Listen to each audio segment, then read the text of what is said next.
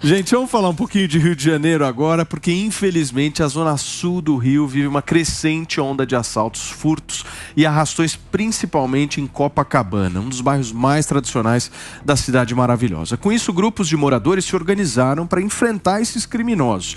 O grupo, gente, é formado em sua maioria por homens praticantes de jiu-jitsu e até os considerados bad boys. Contudo, depois dos vídeos começarem a circular na internet com a atuação desses justiceiros, o secretário de Segurança Pública do Estado do Rio de Janeiro, Vitor dos Santos, afirmou que tratará todos os envolvidos nessas ações como verdadeiros criminosos. Segundo ele, nenhum cidadão que se acha do bem pode se colocar na posição de fazer justiça com as próprias mãos, pois viola o Código Penal. Como é que vocês veem essa história dos justiceiros que repercutiu muito nessa semana?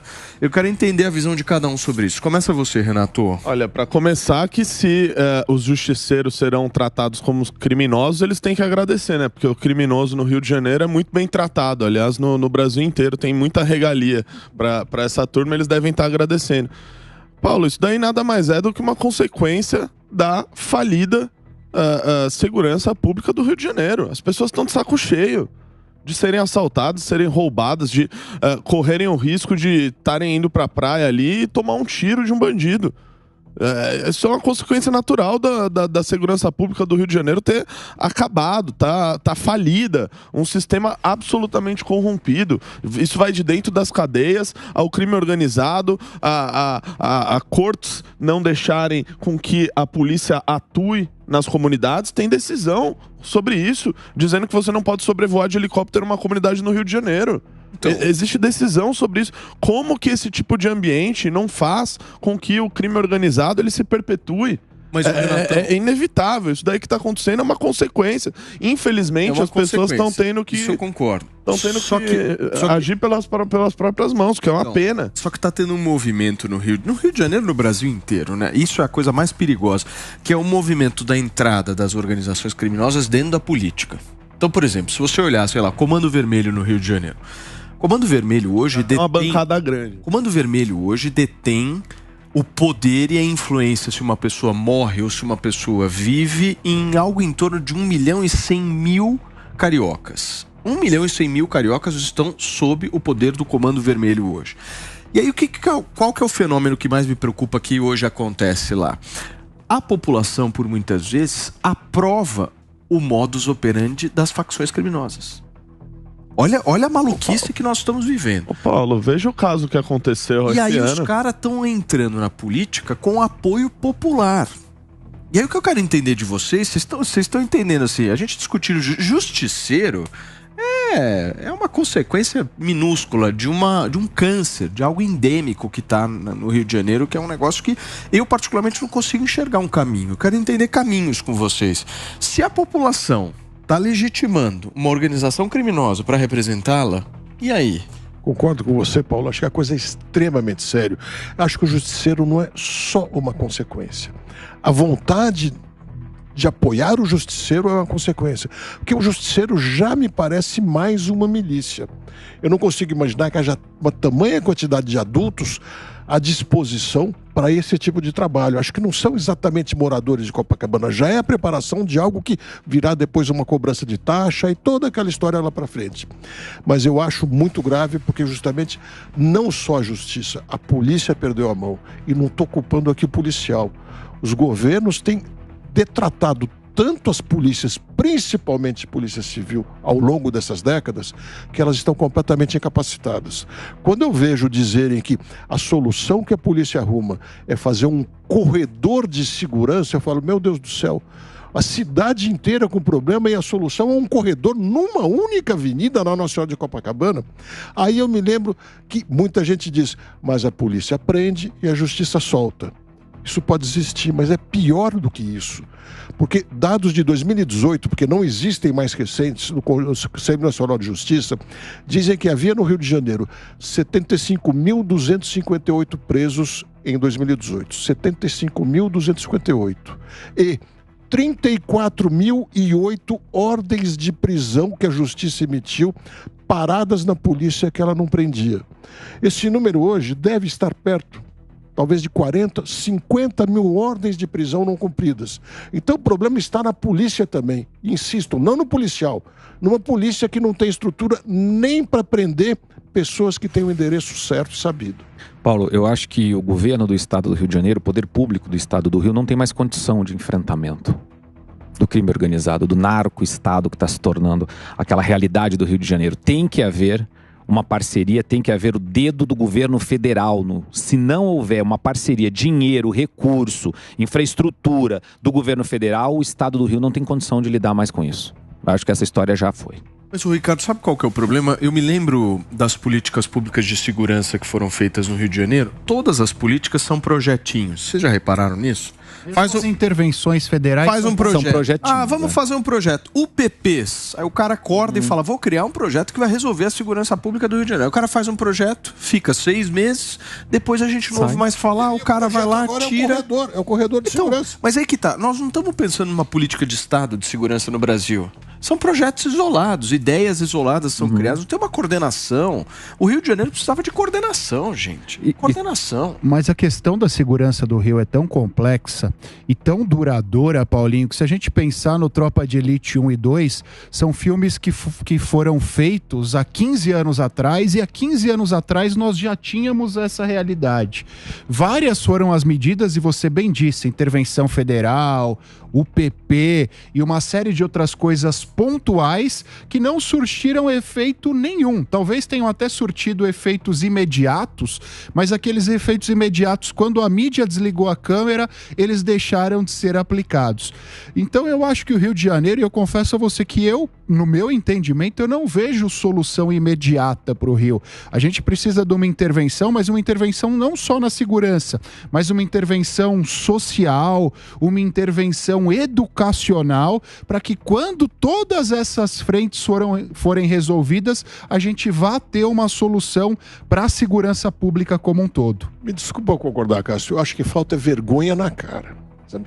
O estado do Rio de Janeiro não é um estado pobre. Não dá para a gente dizer que falte dinheiro lá.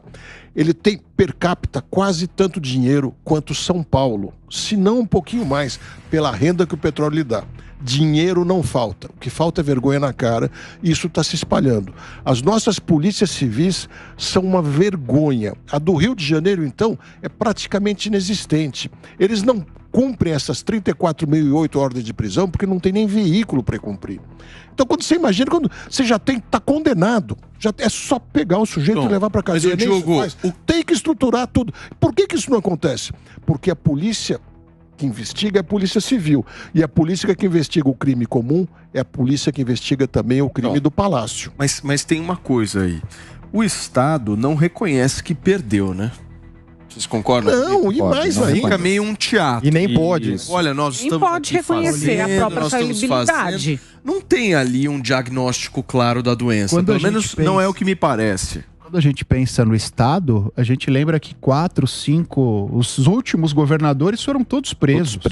Então, que correlação a gente faz do Estado com isso, se os próprios... O Estado que eu me refiro... E veja que foram presos por ação de Polícia Federal, porque a Polícia Civil não conseguia chegar como investigação até eles. Esse é o problema. Veja o que aconteceu esse ano, no Rio de Janeiro, quando foi morto aqueles médicos lá, inclusive um era irmão de uma deputada federal.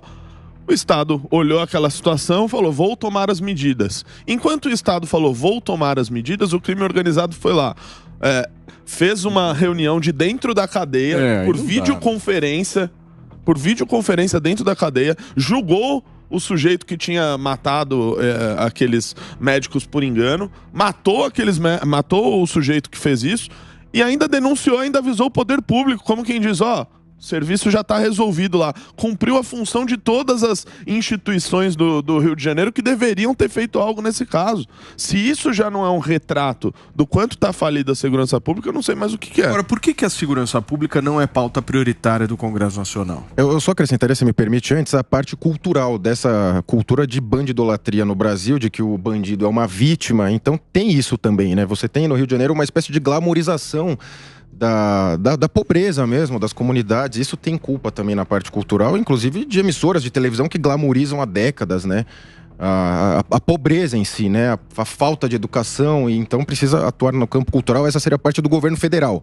Mas aí, por ideologia, o governo federal é uma questão mais Paulo Freire mesmo, de destruir as referências, os ídolos e ter uma cultura assim, quase que você não saber as coisas, falar errado é bonito. Então você tem isso, todo mundo convivendo no Rio de Janeiro numa permissividade total entre crime organizado e Estado. Você tinha antigamente os bicheiros nas escolas de samba. Agora você discorda, hein? Pelo que eu te conheço. Não, Paulinho, errou. Errei Paulo, errou. Se não funcionou, Paulinho Diná, sua bola de cristal não deu certo. Não vai ser com essa pauta, não. Porque esse episódio... Não, mas Paulo Freire resolveu a educação, então.